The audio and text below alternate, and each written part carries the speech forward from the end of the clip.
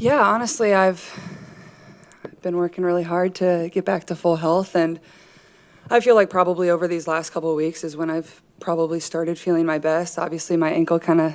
Nobody could have guessed that the most renowned rookie in basketball history would be planning an escape route just months into her professional career, even though everyone believed the franchise was rescued the moment she was drafted. The true story was taking place somewhere the cameras couldn't see, but fans saw the eye rolls, exasperated sighs, and disengaged body language on the court. There have been rumors circulating in the locker room about a broken relationship that has entirely collapsed, resulting in one of the most startling power struggles the league has ever witnessed.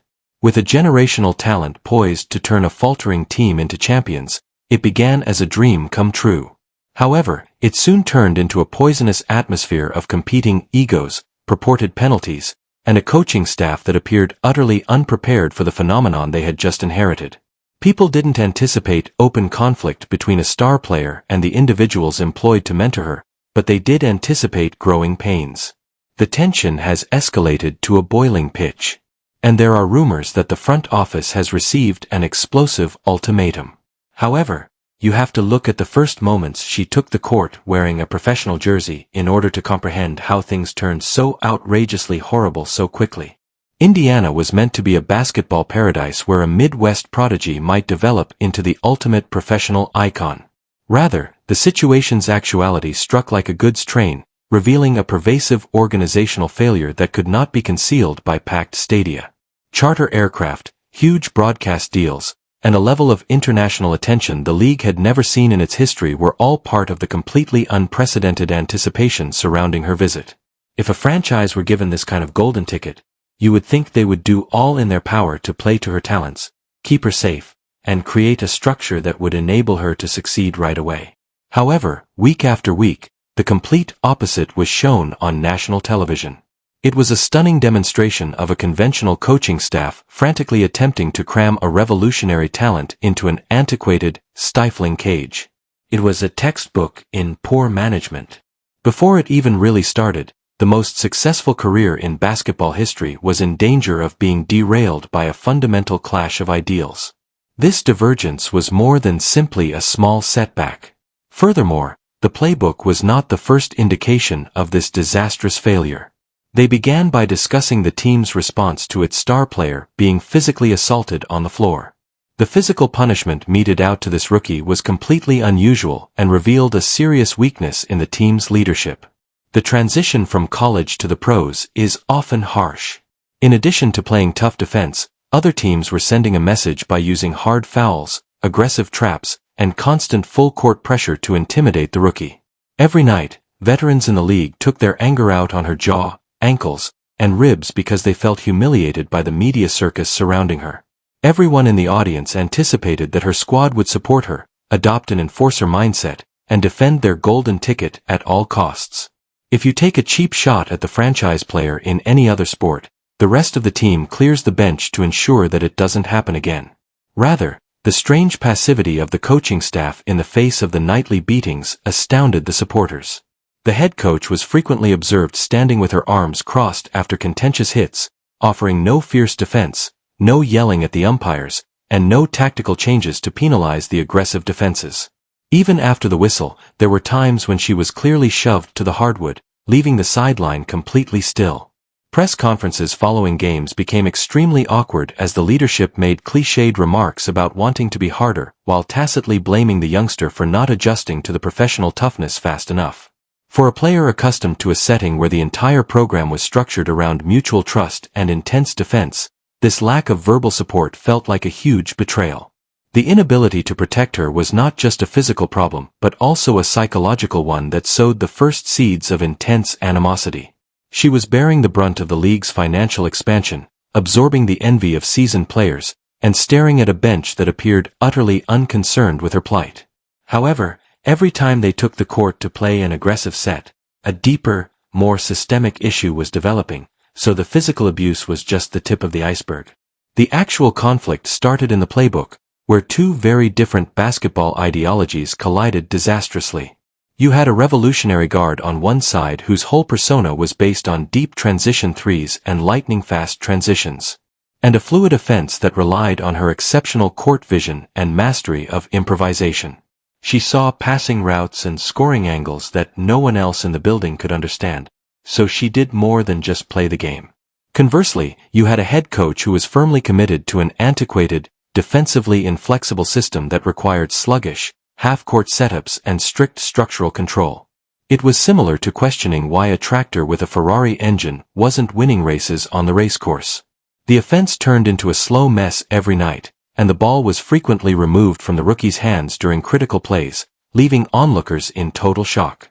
She was forced to stand in the corner as a decoy during really frustrating sequences where less skilled players forced poor shots because play calls from the bench appeared to be intended to limit rather than release her.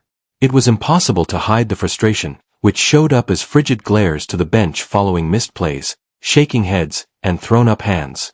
On national television, basketball analysts started dissecting the coaching approach, highlighting the staff's complete failure to make use of the best offensive tool they had ever been handed. Every time the rookie attempted to accelerate the tempo and the pace quickened, a timeout would be called, halting the momentum in its tracks and setting up a tedious, highly predictable half-court play. There was a clear gap, and it was inevitable. Prior to the noisy fury that replaced the silent frustration, she was suffering with a systematic repression of the very abilities that made her a worldwide phenomenon, not merely growing pains. The season's course would be drastically altered by what transpired behind closed doors, and the relationship would be irreversibly damaged. Inside the company, rumors started to circulate that private meetings and film sessions had become extremely hostile battlegrounds. The rookie, who is renowned for having an extremely high basketball IQ, reportedly stopped biting her tongue and began asking the coaching staff directly about the lack of offensive tweaks. According to insiders, there were furious arguments during which she pointed out the obvious shortcomings in their spacing, the predictability of their setups, and the utter ineptitude of managing a slow-paced offense with a roster designed for speed. It is quite taboo for any newbie to criticize a professional coach. However, this rookie wasn't your typical one. This player was bearing the entire league's financial burden. She supposedly sought better plans that didn't keep her trapped by double teams with no outlet pass because she was aware that the offense was flawed and that the spectators could see it.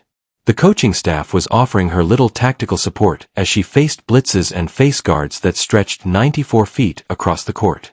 There were no screens set up to release her. She was virtually told to work it out on her own against the world's best defenders because no off-ball movement was intended to punish the aggressive traps. This degree of disobedience and strategic interrogation was a severe blow to the egos of a coaching staff attempting to create authority and demonstrate their dominance. The leadership apparently saw this as a direct threat to their authority rather than taking the criticism, modifying the plan, and working with their generational point guard.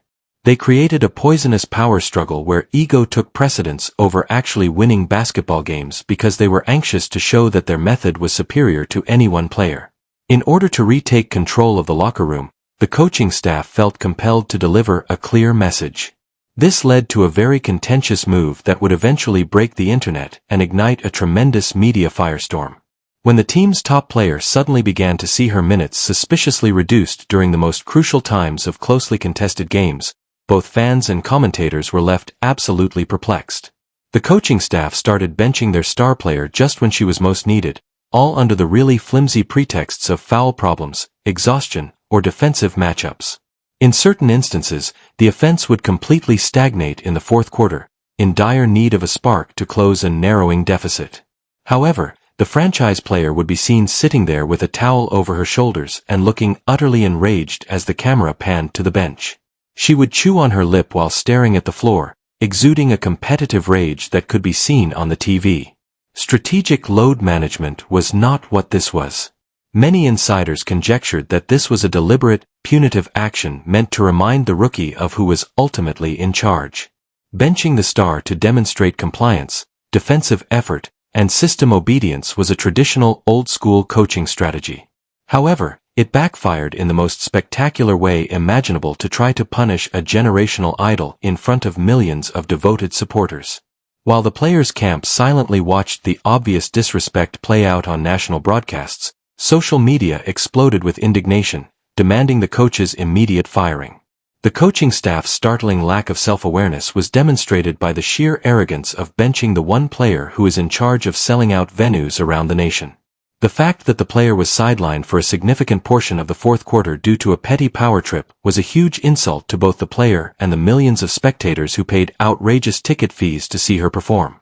A daily circus of sports talk shows that analyzed every replacement, every timeout, and every frustrated sigh on the sidelines resulted from the completely awful optics. However, the tension quickly spread to the rest of the team, making everyone wearing the shirt feel extremely uneasy. It didn't simply exist between the coach and the star. According to reports, the environment in the locker room grew extremely uncomfortable, resulting in a silent rift that made teammates constantly tread carefully. In a tug-of-war between a traditional coach who demanded compliance and a revolutionary colleague who fundamentally understood the game better than the staff, the seasoned players found themselves in an untenable and utterly unfair situation. There was enough tension to cut with a knife during the media availability.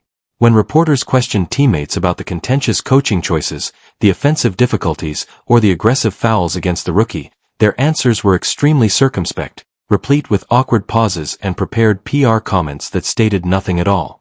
Nobody wanted to publicly rebel against the coach who managed their playing time, but they also didn't want to offend the superstar who was actually improving their platforms, getting them charter flights, and covering their expenses with enormous increases in league revenue. The rookie felt even more alone versus an organization that was wholly unprepared to deal with her level of brilliance as a result of the lack of a cohesive front. According to whispers, she felt completely alone in a facility that was meant to be her home, surrounded by teammates who were too scared of professional reprisals to stand up for her and employees who despised her extraordinary reputation. Managing the demands of the entire sports world while also engaging in a civil war within her own facility was a psychological pressure cooker. A hardened, cynical demeanor of someone who realized they were stuck in a seriously faulty system was clearly replacing the joy that had marked her undergraduate career, the contagious smile, and the swagger that enthralled millions. The league is currently holding its breath and feverishly preparing for the consequences as a result of this extreme